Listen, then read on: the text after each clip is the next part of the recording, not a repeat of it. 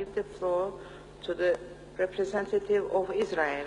Madam Chair, members of the committee, you have just adopted Madame la Présidente, vous venez d'adopter encore une autre résolution absurde contre l'État d'Israël, contre le peuple juif, contre la vérité historique et qui est en contradiction totale et complète avec ces valeurs que cette organisation désintégrée de l'UNESCO est censée défendre.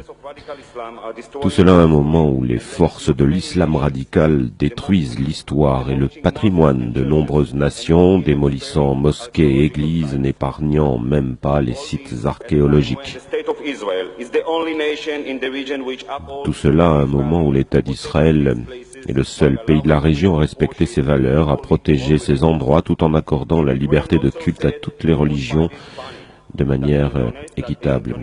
Et si ce n'était pas si triste, nous trouverions cela comique qu'une organisation internationale fondée dans le but de documenter et préserver l'histoire et le patrimoine soit forcée d'être utilisée comme un outil pour réécrire les annales de l'histoire.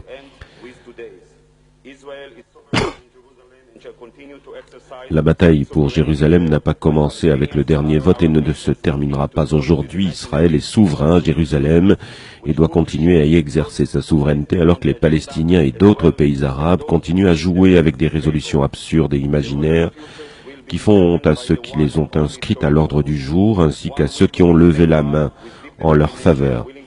L'avenir de Jérusalem sera déterminé par une unique vérité historique que nous défendrons avec une détermination profonde, prêt à payer n'importe quel prix.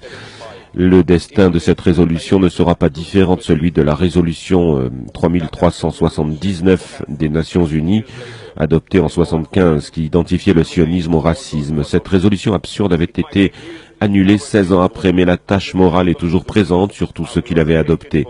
Cela pourrait prendre des années dans notre cas aussi, jusqu'à ce que les résolutions de Jérusalem soient éradiquées des annales de cette organisation. En 1975, l'ambassadeur d'Israël auprès des Nations Unies, le défunt Chaim Herzog, avait déchiré la résolution en morceaux sur le podium devant le monde entier. Je n'ai pas l'intention de faire cela devant vous aujourd'hui, pas pour votre dignité ni pour la dignité de cette organisation, mais simplement parce que cette résolution de papier ne vaut même pas l'énergie nécessaire à la réduire en morceaux.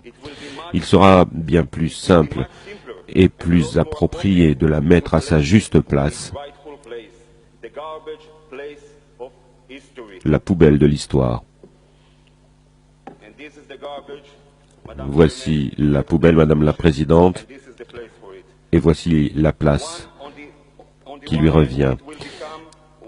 D'une part, elle deviendra l'une des résolutions similaires adoptées à l'égard du peuple juif. D'autre part, cela pourrait être un peu encombré entre les innombrables résolutions du Conseil des droits de l'homme des Nations Unies, de l'ONU à New York et d'autres idéologies diaboliques pour la destruction d'Israël discutées par des empires, des dictateurs qui ne valent même pas la peine d'être cités. Tous ont ceci en commun, ils ont tous disparu de la scène de l'histoire, ils n'existent plus, alors que le peuple d'Israël est vivant, se porte bien, et qu'un drapeau bleu et blanc frappé de l'étoile de David flotte au-dessus de notre Jérusalem, notre capitale éternelle et unifiée. Comme beaucoup de jeunes mariés, juifs depuis 2000 ans, le jour de mon mariage, juste avant de me donner à mon épouse bien-aimée, j'ai juré devant tous.